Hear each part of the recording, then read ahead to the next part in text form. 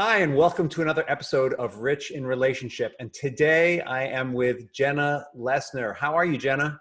I'm good. How are you, Rich? I'm awesome. I'm so glad to see you. Jenna has been kind of a mentor to me, and she is also a certified holistic nutritionist. How did you, Yeah. how did you get to be a certified holistic nutritionist? It was kind of a long story, so I'll try and make it short. I was overweight, so I stepped on the scale at my university graduation at 295 pounds, and I went, holy crap, I need to make some changes because I don't want to be 300 pounds. So I vowed to myself that I would make the change, that I would never reach that. And through trial and error and a whole bunch of yo-yo dieting, I ended up with the conclusion that I was emotional eating and I wasn't processing my emotions. So my journey led me to, I guess, improve my mental health, which resulted in an improvement of my physical health. Nutrition played such a huge role That's the in holistic part. Yeah. So nutrition played such a huge role in my journey that I was inspired to learn more. So I went back to school to study holistic nutrition. And now I coach other women and men on not only nutrition, but the mindset piece that comes along with their health. And that mindset piece, a little Mm-hmm. tongue-tied today, that mindset piece is so important in everything that we do. Mm-hmm. It really is. And what I noticed in almost immediately in my practice of coaching individuals was that it wasn't so much that they didn't know that they should maybe not go eat fast food every day and that they should be eating more vegetables. It was, why aren't I doing that? Mm-hmm. What's blocking me from making those healthier choices? And why at the end of the day, after I've made all of these healthy choices, do I end up binge eating? Right? So looking at those factors and how someone's relationship with food can impact their overall health. I love that. Yeah, I love that you work on the blocks, and I love that you described it as a relationship.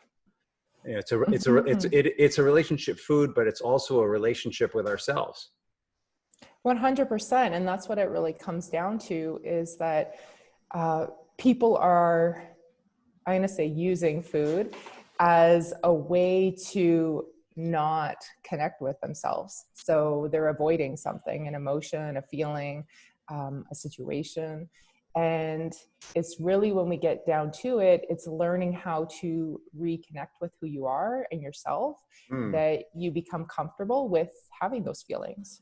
Yeah. And yeah, I know from the email exchanges that we've had and the conversations that we had that there's this sort of dualistic quality to it. Like, on the one hand, you get on the scale and you go, OMG, I'm really done with this, because you don't want to be there. But at the same time, like, just like when two people are having a tough time in a relationship with each other, they hit this point where they don't want to be there anymore. But at the same time, in order to move forward, there's some level of acceptance or even appreciation of where we are that's needed for the next step. For sure. Gratitude, right? I talk to clients about gratitude all the time and how that can shift your relationship with yourself and with your partner when you start, even offering yourself gratitude, your body gratitude for maybe like what it looks like isn't where you're at right now. Maybe it's what it does. Maybe your body allows you to walk up a flight of stairs. I had an issue with that when I was 295 pounds. Like, I was out of breath by the time I reached the top of that floor. But when it comes in relationships too, when you can offer your partner gratitude, that changes how, they show up in the relationship. Yeah, it's this thing of where our thoughts are, that's where we go. So if we're too wrapped up in, whatever the situation, whether it be our physical condition, a relationship, something that's going on in business, if we're all wrapped up in, this sucks, I hate this is the pits, then we just get more of that. Yeah, we're attracting that that thought process and that energy, right? So when we can start to recognize those thought patterns and shift them, then we attract more of the positive mindset. And I think that it not only applies to your relationship with yourself, but it spills out into those other areas of your life. I know when I started doing this work and I wasn't as positive about my body, that's the type of men I attracted, right? Mm-hmm. So when I began, I always hated it when people would tell me this, like, if you love yourself, you'll find love. And I was like, stop. Like, I don't want to hear that. But it's actually really true. When you have those positive feelings about yourself and you can look at yourself and with gratitude, then it allows someone else to show up in your life in the same way, and to have that, it's almost like inviting the respect that you want to receive Mm-hmm. in, right? So getting back to our bodies, thank you for honoring that I do relationships. I really appreciate that. But I want the listeners to get that, right? A relationship with another person isn't different than a relationship with food. I mean, that's kind of the common thread here. So we could be talking about food and our relationship with it, and whatever we learn about that, we can apply to any other aspect of our life, which is why here on Rich in Relationship, we don't just talk to relationship coaches. All right. So here you are, you're in this place in your life where you're unhappy with your body in some respect. It might be because you weigh 295 pounds. It might be because you're just not as physically fit as you think you should be. Or it might be that you have this obsession with eating. What would be a good obsession right now? I would go with Ben and Jerry's. There's like some Tonight Show ice cream they have that has all these great chunks in it. You're just upset with that, whatever it is, and you just can't seem to get off it. And you're on that negative treadmill of, oh, why can't I need to change this. I just can't change this. Oh, this sucks. I hate this. I hate what eating that Ben and Jerry's is doing to me. Or I hate that I can't do a half marathon, or like whatever, on whatever level you're on, whatever your thing is. How do you make that shift, that mindset shift? I mean, what you said earlier that really stuck in my mind was when you're looking for that right relationship, people say, well, if you just learn to love yourself, then other people are going to love you too. And your answer is, screw you. I love myself. That's not the problem. I love myself all the time. Right. And somewhere in there you do. But something's in the way. What are the first steps to making that shift? I think that it's important to look at, what is that food providing you? So if it is that ice cream that you're always going to, is it a sense of comfort that maybe you experienced when you were, I'm going to go say child or something, that is bringing back that? Oh, you're picking on me now. Am I? But if we look at, like, what is that food actually providing it? What are we looking for in that food? And how can we better serve that feeling? So if you're looking for comfort, how can you give yourself comfort that isn't food? Or how can you seek comfort, maybe, from your partner, and explain to them what you need? But again, that could even be from yourself. You don't need to be with a partner to seek that. And looking at what you're actually using that food for. I've used, food to pretty much numb every emotion that there is, but a big one for me was loneliness, right? So, and I think that might be a common thread with going through isolation the last few months for a lot of people. Yeah. And it's like, well, when you're in that state of loneliness and you're using food to comfort loneliness, what you're actually seeking? Connection, right? So how can you provide yourself with connection? If you can't, go see your family, well, you can jump on a call with them. So that used to be my thing, is when I would identify what emotions were actually triggering me to eat and reach for the ice cream. And what could I do instead that would actually serve that emotion instead of just numbing it with food? So I made a list. I call it my action plan. And it's something that I work through with clients as well, is write out all the emotions that trigger you to eat, and then write down 5 things that you can do instead of eating in that sense that would actually help you with that emotion. So for loneliness, I'd call my mom. If it was anxiety, I would do a deep breathing exercise. And shame, that's another really big trigger for people. I think the stat I read was like 43% of binge eating is related to shame, which is huge. I would, pull up Brene Brown on YouTube and watch one of her videos, and then call my sister for some empathy, because I know that that's how you combat shame. So having that plan in place before I experienced the emotion allowed me to grab those tools when I needed it. Yeah, I totally get that. Yeah, when I work with couples who are having difficulty with one another, or when I'm working with an individual who's divorcing someone that they experience is very challenging, but one of the first things we do is exactly that. We go through identifying their triggers and step by step work through first how they can change their reaction to the trigger, and then down the line how they can rewire the trigger so it becomes an asset. If they stay with me that long. Sometimes they're happy. I mean, honestly, most people are happy just to notice that they have a trigger and not have it come out, or come in. In your case, they're consuming. Most people are satisfied with just saying, oh yeah, I have this, oh, there's that trigger, but I don't have to react the way it's telling me to. But in the long run, you can actually transform the trigger into an ally but that's some work. Yeah, 100%. Awareness is the first step, right? Yeah. So once you're aware of what you're doing and your patterns around it, then you can begin to change it. Yeah, I'll give you an example from my own life that I haven't shared with anyone on this podcast. I used to have serious road rage. Okay. It's like that's where I would channel everything there.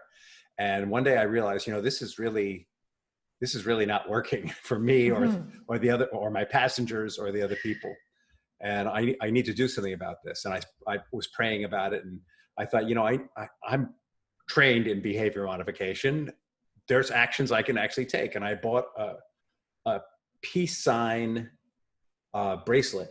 And because the first thing I would do was I would raise my hand and I would give them a not very friendly signal, so then whenever I raised my hand, I would see that bracelet and be reminded of that commitment. And I would wave instead of, giving them a rude gesture.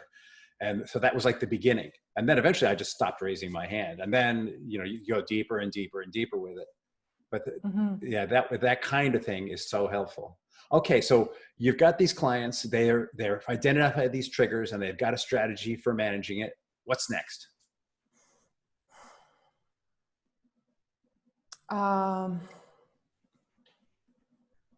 Looking at how food is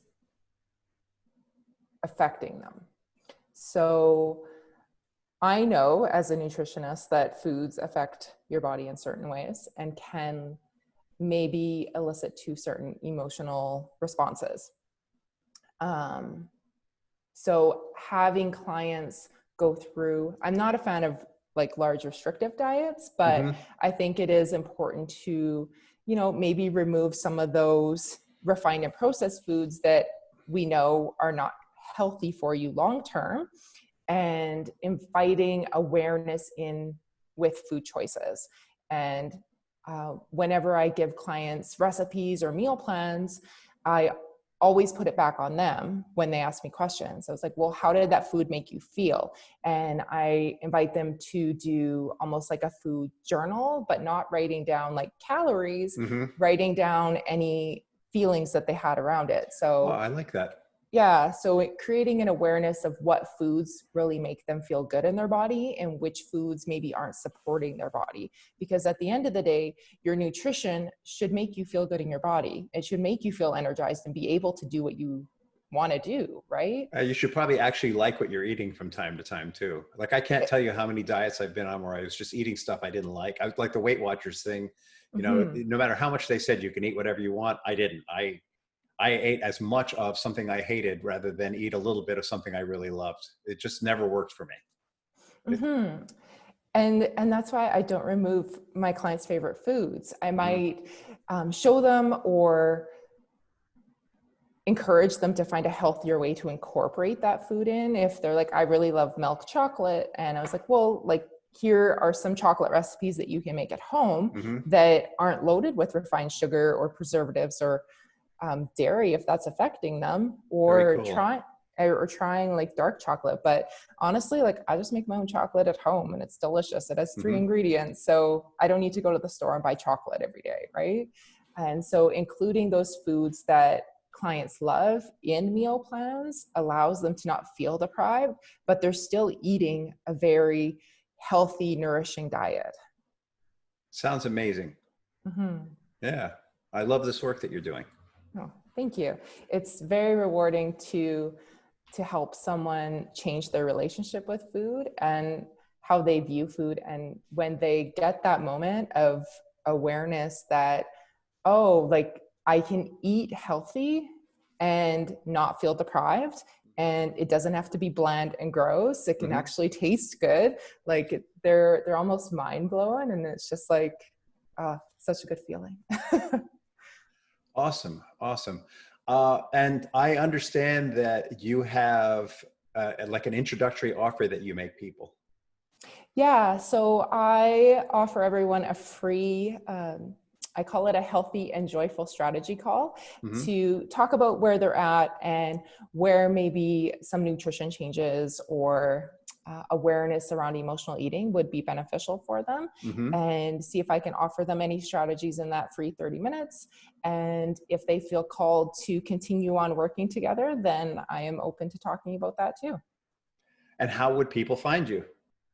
At simplynurtured.ca is my website. So all of that information is on that website. And I'm on Instagram, is probably my most popular social media platform. And it's Mm-hmm. just at Simply Nurtured. And I know because I know you a little, that you have also some free online courses. And I think that it would be great for people to know about those. How would they, I think they can find them on your website. Yeah.